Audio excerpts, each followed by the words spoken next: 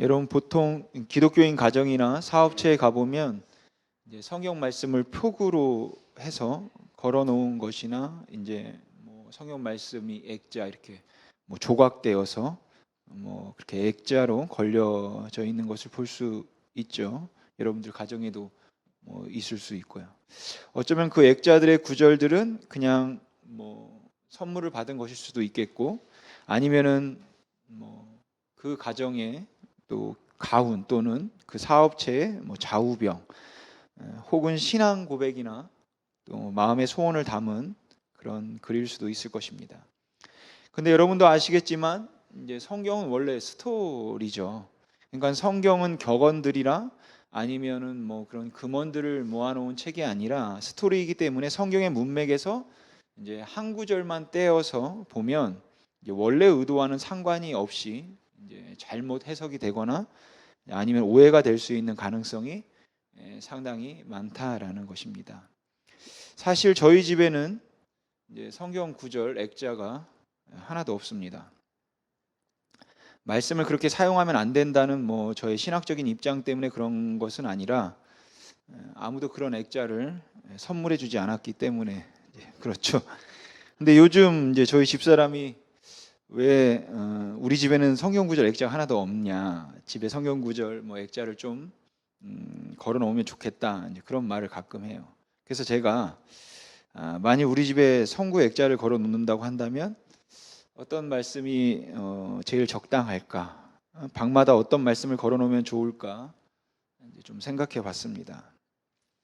우선 침실에는 이제 제가 눈을 딱 떴을 때 보이는 그 벽에다가 시편 127편 이제 2절 말씀을 걸어 놓으면 좋을 것 같아요.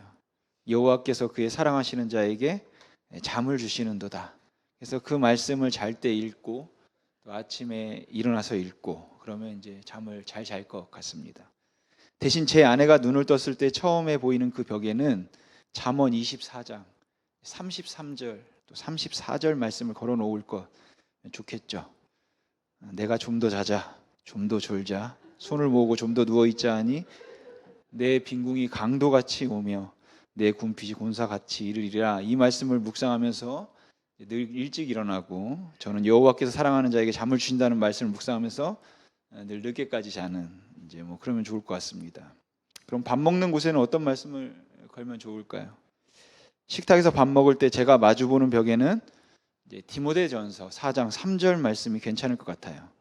모든 음식은 하나님이 주신 것이니 감사함으로 받으면 버릴 게 없다. 그래서 다 하나님이 주신 것이라고 생각하고 감사함으로 다 먹으면 좋을 것 같습니다. 대신 제 아내가 보는 벽 쪽에는 마태복음 4장 4절 말씀이 괜찮겠죠? 사람이 떡으로만 살 것이 아니요 하나님의 입으로 나오는 말씀으로 살 것이라. 아이들 방에는 잠언 13장 1절이 좋을 것 같습니다. 지혜로운 아들은 아비의 훈계를 듣는다. 또 화장실에는 빌립보서 3장 8절이 좋겠죠? 내가 그를 위하여 모든 것을 잃어버리고 배설물로 여김은 그리스도를 얻기 위함이다. 그렇다면 주방에는 어떤 말씀이 좋을까요? 여러분 여러 교회를 이제 보면 그 교회 주방에 제일 많이 걸려 있는 말씀이 누가복음 16장 10절 말씀이라고 합니다.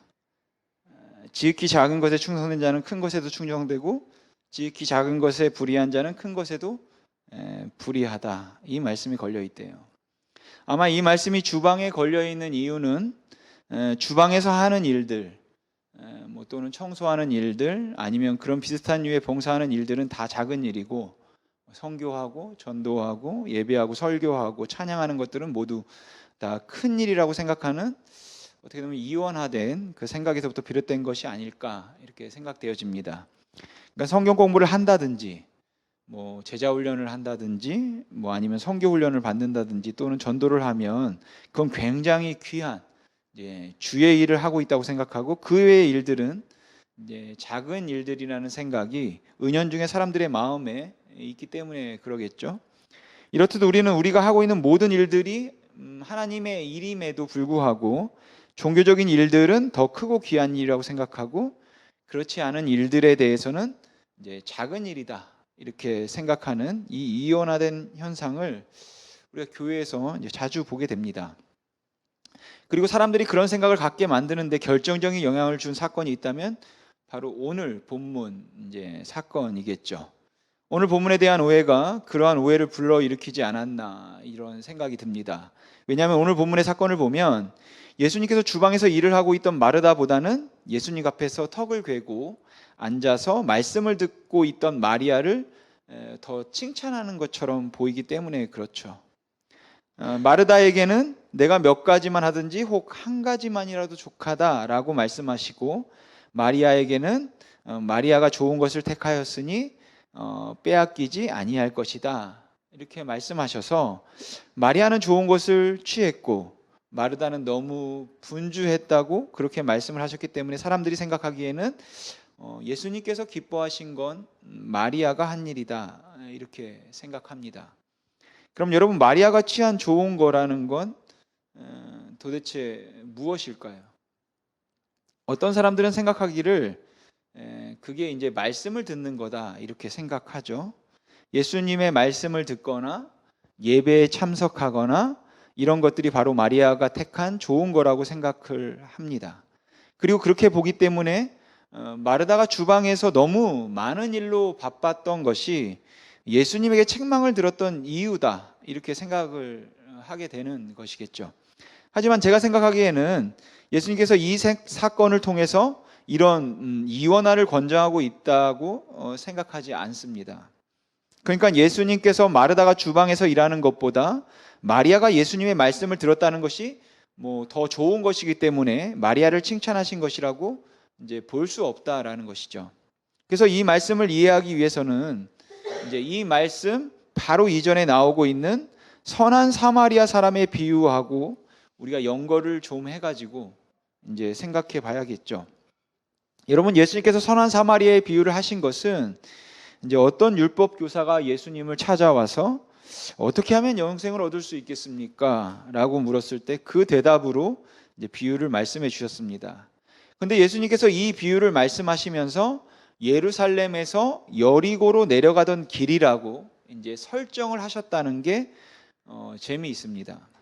여러분, 당시 여리고에는 제사장들 그리고 레위인들이 많이 모여 살고 있던 도시였습니다.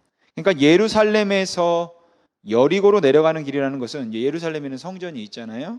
그러니까 종교적인 행위를 다 마쳤다, 다 했다라는 것이죠. 그러니까 지금으로 말하면 예배를 잘 드리고 예배를 잘 마쳤다라는 것이겠죠. 그렇게 종교적인 행위를 다 하고 내려가는 길에 강도 만난 사람을 보았는데 그 강도 만난 사람을 제사장과 레위인이 그냥 지나쳐 버렸습니다. 그를 도와주지 않았어요. 여러분, 제사장과 레위인이 왜 그냥 지나쳤을까요? 물론 무서워서, 또 너무 힘들어서, 또 너무 피곤해서 그런 여러 가지 이유를 들 수 있겠지만, 예수님이 특별히 제사장과 레위인이라고 하는 종교인들을 설정하신 것으로 이 비유의 이제 의도를 좀 생각해 보면 그들이 종교적인 의무를 다했기 때문이다 이런 이유도 있는 것 같아요. 여러분, 예배를 다 잘 드렸잖아요, 그죠? 잘 마쳤죠. 그래서 하나님을 사랑하는 걸 이제 그들이 보였기 때문에 이웃을 사랑하는 일에는 이제 소홀했다는 그런 이웃 사랑과 하나님 사랑하는 것을 대조해서 이제 말씀하신 것으로 볼 수 있다라는 것이죠. 그렇다면 예수님께서 만일 마르다를 책망하신 것이 주방에서 일하는 것이고 마리아를 칭찬하신 것이 말씀을 들은 것이라고 한다면, 이는 종교적인 행위를 하고 있는 마리아가 그 일상의 일을 하고 있는 마르다보다 이제 더 낫다 이렇게 말씀하는 것이니까, 그렇게 되면 바로 앞에 말씀하신 이제 선한 사마리아인의 교훈하고는 상충돼 버리는 것이죠. 앞선 선한 사마리아인의 교훈을 통해서 종교적인 행위가 중요한 게 아니라고 말씀을 하시고 소외되고 약한 사람을 돌보지 않는다면 그건 잘못된 것이라고 말씀하셨는데, 지금 마르다는 힘들게 주방에서 일을 하고 있는데 그를 도와주지는 않고 말씀을 듣겠다고 혼자 얌체처럼 앉아있는 마리아를 그녀가 말씀을 듣는다는 이유로 칭찬하셨다면, 그것은 예수님께서 선한 사마리아인의 비유에서 하신 말씀과 상충되고 대치된다라는 것이에요. 그렇다면 예수님께서 무슨 의도에서 오늘 본문에서 이렇게 말씀하셨을까요? 누가는 무슨 의도에서 이것을 기록하고 있을까라는 것이죠. 오늘 우리가 이제 이것을 좀 살펴보면 좋겠습니다. 여러분, 우리가 보는 성경에는 마르다가 언니이고 이제 마리아가 동생이라고 번역이 되어 있죠.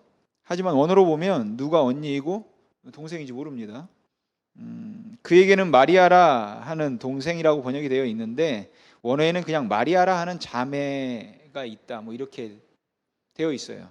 그래서 마르다가 언니인지 마리아가 언니인지 모릅니다. 근데 저희가 보는 성경에서는 마르다를 언니라고 그러죠. 그러니까 마르다의 이름이 먼저 나오니까 윗사람을 먼저 쓴다라는 그런 문화적인 것도 있겠고, 아니면 마르다가 이제 오늘 본문을 보면은 그 모든 일을 주관하고 있는 것처럼 보이기 때문에 그를 언니라고 이제 짐작했는지도 모르겠습니다. 그래서 저도 마르다가 언니였다고 하고, 또 예수님이 그 집을 오실 것을 마르다와 마리아가 알고 있었다는 가정하에 이제 오늘 본문 이야기를 조금 한번 각색해 보겠습니다. 베다니에 살고 있던 마르다와 마리아가 이제 예수님이 오신다는 소식을 들었습니다. 그들은 이제 그 소식에 너무 가슴이 설레었고 너무 기뻤어요. 그래서 마르다와 마리아는 둘이 앉아서 이제 의논을 하기 시작합니다. 와, 예수님이 오신대. 이번에 예수님이 오시면은 뭐 해드리면 좋을까? 지난번에 오셨을 때 탕수육 좋아하시던데 이번엔 탕수육 양장피 할까? 예수님이 좋아하시겠지? 그러자 다른 자매가 이야기를 합니다. 그건 지난번에 해드렸으니까 이번에는 LA 갈비하고 냉면이 어때? 아, LA 갈비랑 냉면도 좋겠는데 그럼 이번에 예수님 오시면 우리가 LA 갈비랑 냉면 해드리자. 근데 가만히 생각해 보니까 LA 갈비하고 냉면만 해드리기에는 좀 심심한 것 같습니다. 그래서 한 자매가 말합니다. 근데 역시 냉면에는 만두가 제격이 아닐까? 우리 예수님 만두도 해드리자. 만두도 좋아하실 것 같아. 그렇게 둘이 의견을 맞추고는 서로 박수를 치면서 이제 좋아하죠. 근데 다시 한 자매가 말합니다. 근데 냉면 어떻게 할까? 갈비에는 비빔냉면이 제격인데 물냉면, 비빔냉면 다 하는 게 어때? 그래, 물냉, 비냉 다 해드리면 너무 좋겠다. 그럼 이번에 예수님 오셨을 때 굉장히 긴 거리를 오셔서 시장하실 테니까 LA 갈비, 또 만두, 물냉면, 비빔냉면하고 거기에 이제 나물 몇 가지 하면 좋겠다. 그렇게 자매는 주를 사랑하는 마음에 그렇게 합의를 합니다. 그런데 여러분, 예수님을 초청하는 일은 뭐 그렇게 쉽고 뭐 만만한 일이 아니에요. 왜냐하면 예수님을 청하면 기본적으로 따라오는 남자가 12명이에요. 그래서 12명이 예수님을 따라 들어오게 되고, 그뿐만 아니라 예수님이 오셨다는 소식을 듣게 되면 병자들이 찾아오죠. 또 지방 유지도 이제 찾아왔을 겁니다. 그렇게 많은 사람들이 예수님을 만나기 위해 오기 때문에 예수님을 초청하면 뭐 이건 어김없이 큰 잔치가 되는 거죠. 물론 당시 베다니에는 가난한 사람들이 모여 있었고 마르다와 마리아가 부자가 아니었다고 뭐 그렇게 짐작한다고 해도 예수님을 초청할 때는 일단 기본 12명, 거기에 분명 많은 사람들이 모였을 것을 생각해야 되기 때문에 뭐 그들을 다 먹이지 않는다고 해도 어느 정도는 잔치를 생각해야 되는 것이겠죠. 드디어 예수님께서 오셨습니다. 마르다와 마리아는 설레는 마음으로 이제 예수님을 맞이했죠. 이번에도 어김없이 아주 식성이 대단한 장정 12명이 쭉 따라 들어옵니다. 그리고 그들이 자리에 앉자마자 마르다는 마음이 이제 분주해지는 것이죠. 여러분, 아무리 음식을 미리미리 뭐 여러분들도 해봤겠지만 준비했다고 하더라도 손님이 오고 나면 당연히 바빠지잖아요. 그죠? 갈비도 뭐 구워놓으면 맛이 없지 않습니까? 바로 구워야 맛있고, 만두도 쪄야 되고, 뭐 튀김 만두도 할 수 있는 거고, 밥도 해야 되고, 냉면도 삶아야죠. 너무너무 바쁩니다. 도와주는 사람이 좀 있기는 하지만 아마 이 잔치를 주관하고 있던 마르다 입장에서는 굉장히 정신을 차릴 수 없을 정도로 많이 바빴겠죠. 그렇게 막 바빠서 한참 일을 하는데 마리아가 안 보는 것이에요.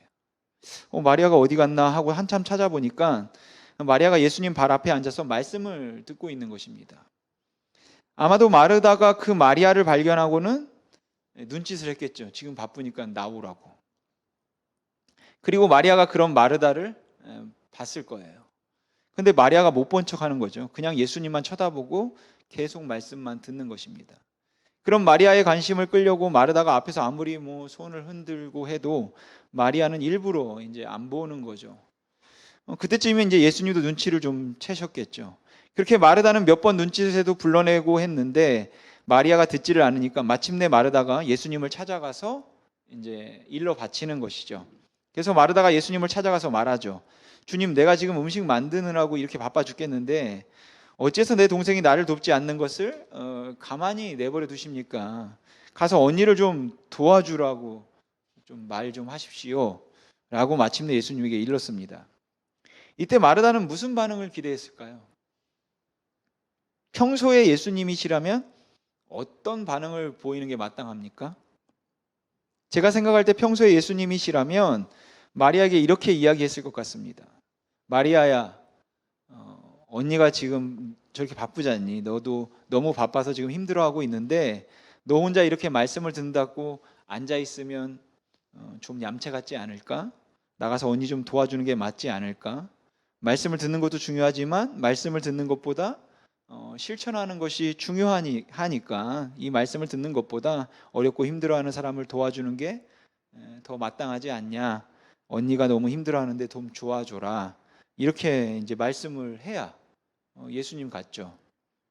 뭐 조금 양보해서 생각한다 해도 마리아야, 지금은 언니 도와주고 나중에 저녁 때가 되면 내가 다시 너한테 말씀 해줄게. 이렇게 해야 예수님 같습니다. 근데 오히려 예수님께서는 마르다를 책망하시는 것처럼 말씀하세요. 마르다야, 마르다야, 네가 몇 가지만 혹은 한 가지만이라도 족한데 너무 많은 일로 분주하구나. 근데 마리아가 이 좋은 것을 택하였으니 그는 빼앗기지 아니하리라 라고 말씀하셨습니다.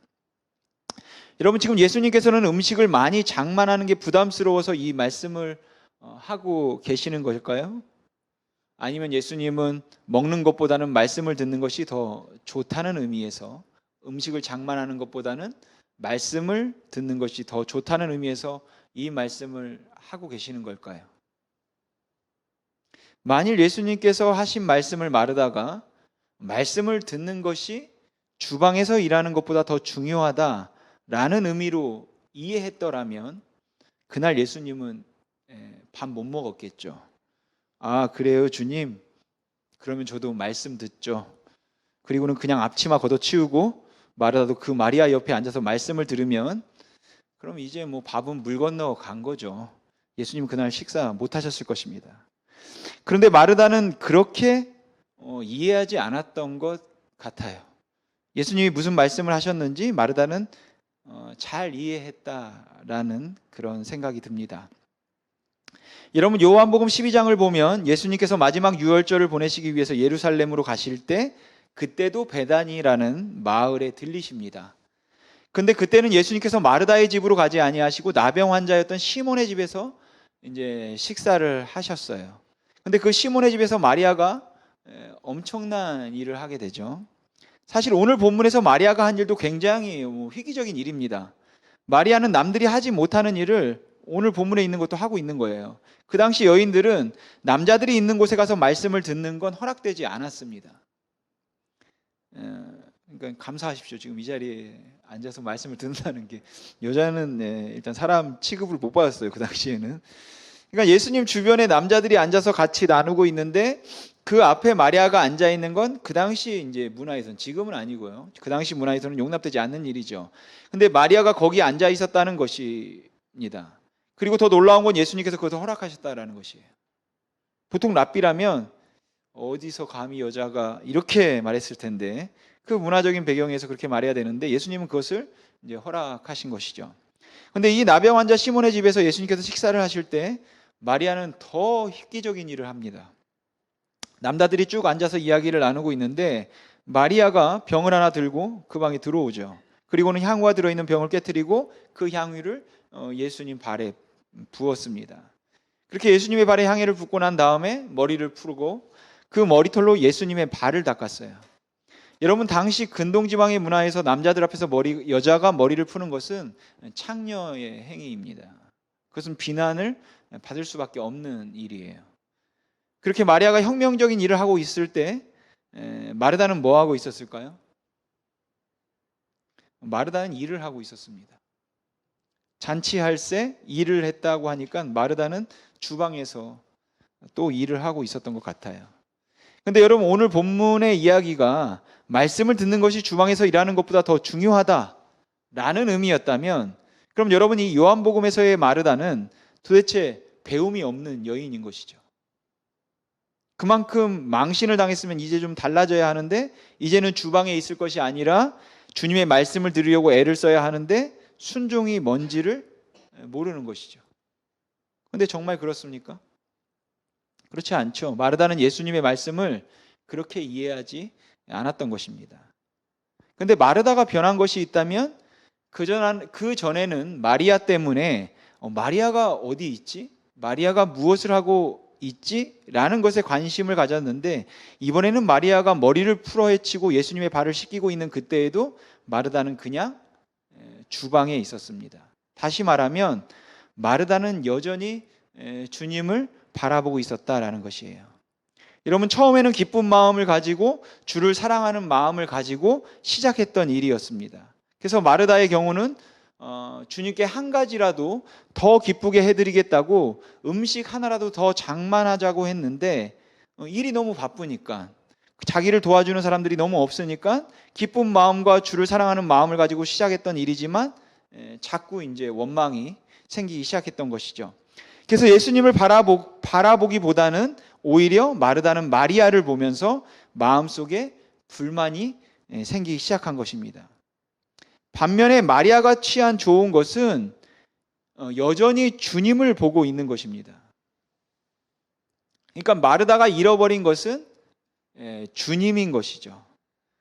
여러분, 말씀을 듣느냐, 말씀을 듣지 않느냐, 이것이 중요한 것이 아니라 사실은 그 말씀을 듣든지 아니면 봉사를 하든지 주님을 바라보고 있는가, 이것이 중요한 것입니다. 그래서 주를 기쁘시게 하는 일인가, 아니면 다른 것을 보고 있는가, 나를 보고 있는 일인가 라는 것을 우리가 살펴야 하는 것이겠죠.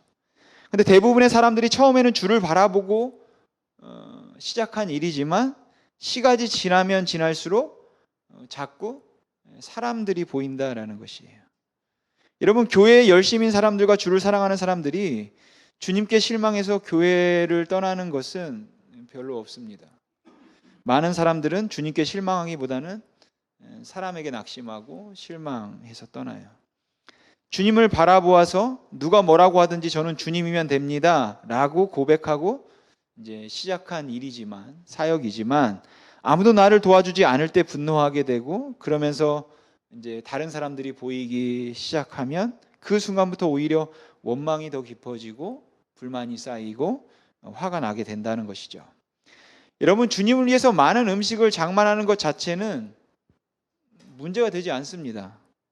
하지만 주님을 위해서 시작한 일이었는데 너무 분주하고 너무 피곤하고 너무 힘들다 보니까 도와주지 않는 사람들이 원망스럽기 시작하고, 나를 알아주지 않고 인정해주지 않는 사람들이 이제 섭섭해지기 시작하고, 그래서 서서히 주를 향한 섬김의 기쁨은 잃어버리게 되는 것이 이제 사람들이 보여주는 현상인데, 그렇게 되면 이제 문제가 되는 것이죠. 그러니까 예수님께서 마르다에게 하셨던 말씀은 너는 처음부터 나를 보고 시작한 일인데 왜 마리아 때문에 그렇게 화가 나 있니? 왜 자꾸 마리아를 보고 있니? 라는 것입니다. 여러분, 마르다의 문제는 예수님과 마르다 사이에 마리아가 끼어들기 시작했던 것이에요. 여러분, 요즘 교회들을 보면 많은 프로그램들을 가지고 있죠. 또한 많은 부분에서 봉사, 또 헌신을 합니다. 제자 사역 훈련, 성교 훈련, 성경 공부, 또 교사 찬양, 또 식당 봉사로, 청소로, 주차 봉사로, 여러분, 그 많은 훈련 프로그램들, 또 여러 모습의 봉사들, 그게 틀렸다는 말이 아니죠. 한 가지라도 주님께 더 해드리겠다고 생각하는 거는 감사하고 너무나 좋은 일이에요. 하지만 근본적인 문제는 무엇인가 하면 훈련 받는다, 성경 공부한다, 이 봉사 저 봉사 한다, 이런 것들이 굉장히 많아서 물론 다 필요하고 또 교회에 굉장히 필요하고 유익한 것들이지만 실제로는 예수 그리스도를 바라보고 있지 못하고 또한 그리스도의 은혜에 대한 감격을 잃어버리고 있기 때문에 이제 문제가 되는 것이죠. 활발하게 움직이는 것 같지만 이제 그 안에 그 영혼은 메말라가고 있을지도 모른다라는 것이에요. 우리가 정말로 주를 바라보고 시작한 일인데 주님만 바라보고자 한 일인데 주님은 잊어버린 채 그냥 여러 가지 일과 또 행사로만 바빠지기 시작하는 것이죠. 마치 오늘 본문의 마르다가 그랬던 것처럼요.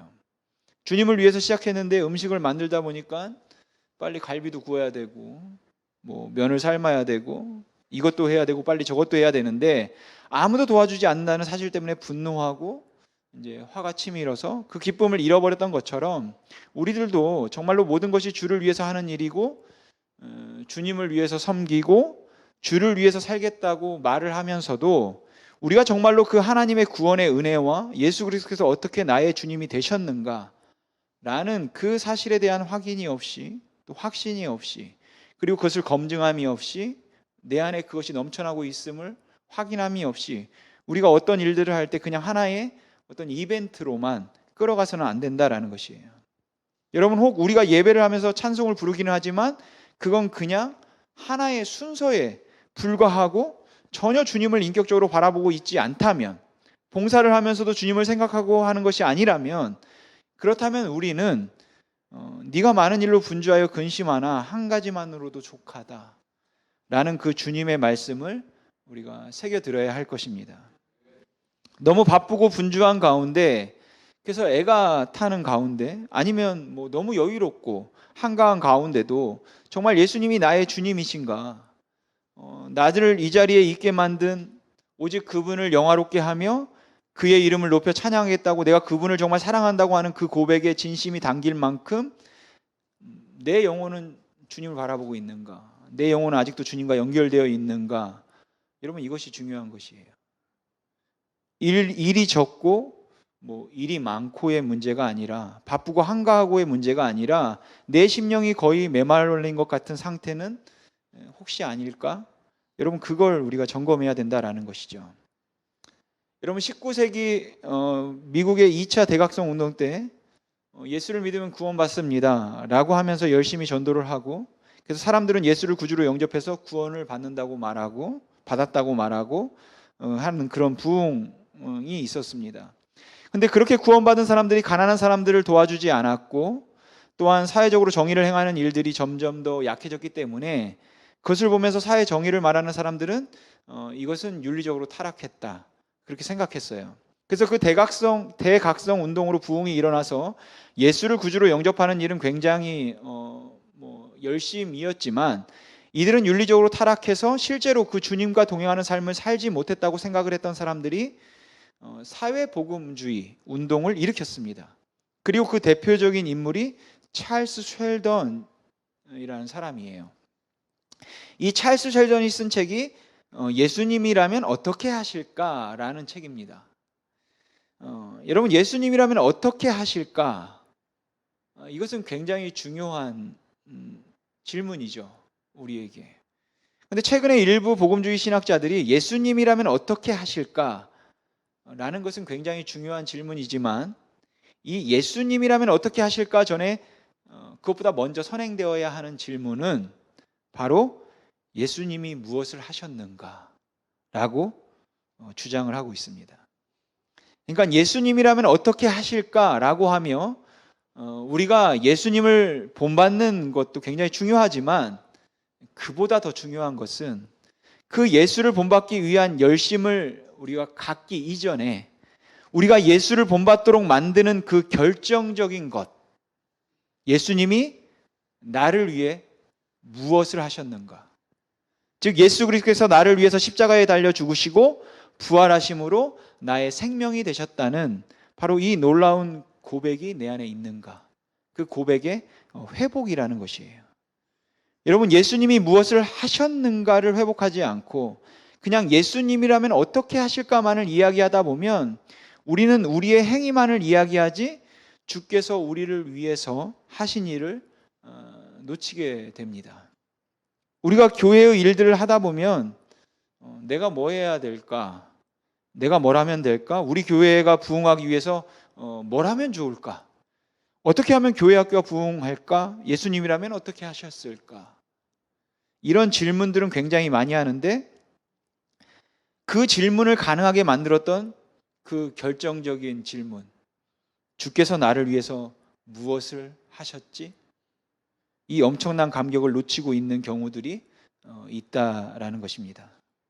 그래서 예수님께서는 마르다에게 마르다야, 네가 굉장히 바쁘고 나를 위해서 열심히 일을 하겠다고 시작한 건 괜찮은데 너무너무 중요한 걸 잃어버렸다 라고 말씀하시는 것이죠. 넌 지금 나를 보고 있지 않아. 너는 나를 보고 있는 것이 아니라 마리아를 보고 있다라고 말씀하시는 것입니다. 그러니까 여러분, 오늘 본문의 이야기는 주방에서 일하는 것이 중요한가, 성경 공부를 하는 것이 중요한가, 이런 질문이 아닌 것이죠. 사실은 어떤 일이 더 거룩한 일이고 어떤 일이 더 중요한 일인가를 말할 수 있는 건 아무것도 없습니다. 저번에도 말씀드렸지만 어떤 일에 의해서 거룩함이 결정되는 것이 아닙니다. 거룩은 무엇을 하는가로 결정되는 것이 아니라 누구를 위해서 하는가, 이것으로 결정되는 것이에요. 어떤 일이 거룩할 때는 주를 위해서 그 일을 할 때인 것이죠. 그러니까 지금 제가 설교하면서 주를 바라볼 때는 이 일이 거룩한 일이지만 나를 바라보고 있으면 그거는 세속적인 것이겠죠. 그러니까 여러분들이 직장에서 하는 일들도 여러분의 사업도 사역도 그것이 주님의 영광을 위해서 내가 주님의 제자로 살아가고 있어서 주님을 바라보고 있다면 거룩한 일이지만 어떻게 하면 내가 성공하고 형통해서 최고가 될 수 있을까? 어떻게 하면 사람들이 나를 인정할까에 궁극적인 관심을 가지고 있다면 무슨 일을 하든지 결국 나를 세우는 것이고 나를 위해서 일하고 있는 것이 될 수밖에 없는 것이죠. 주님께서는 마르다에게 말씀하십니다. 마르다야, 마르다야, 내가 중요한 걸 놓친 것 같다. 그리고 그 주님은 오늘 저와 여러분에게도 말씀하시죠. 너 혹시 나를 놓친 건 아니냐?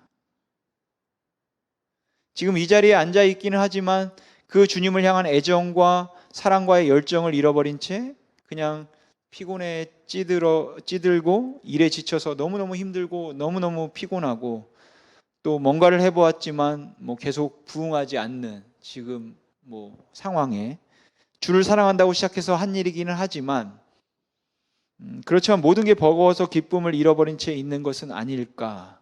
그렇다면 주님이 오늘 우리에게 다시 요청하시는 거죠. 날 좀 봐라. 내가 널 위해서 죽었다. 그리고 주님께서는 우리와 눈이 마주치기를 원하시겠죠. 내가 너를 사랑한다. 날 좀 봐라. 내가 널 얼마나 사랑하는지 아느냐. 사랑하는 성도 여러분, 오늘 우리가 이 예배를 통해서 그 예수 그리스도를 바라볼 수 있기 때문에 저도 주님을 사랑합니다 라고 우리가 고백할 수 있으면 좋겠습니다. 여러분, 우리가 좀 잘하지 못할 수 있습니다. 바빠서 교회 일 좀 못해도 괜찮습니다. 그럼에도 불구하고 정말 중요하고 우리에게 정말 소중하고 귀한 것이 있다면 주님 아시죠? 내가 정말 주님을 사랑합니다. 여러분, 이 고백인 줄로 믿습니다. 바라기는 우리가 우리의 예배가 이 고백을 회복할 수 있는 예배가 되고 또 여러분의 삶이 이 고백을 회복하는 삶이 되기를 주님의 이름으로 소망합니다. 기도하겠습니다.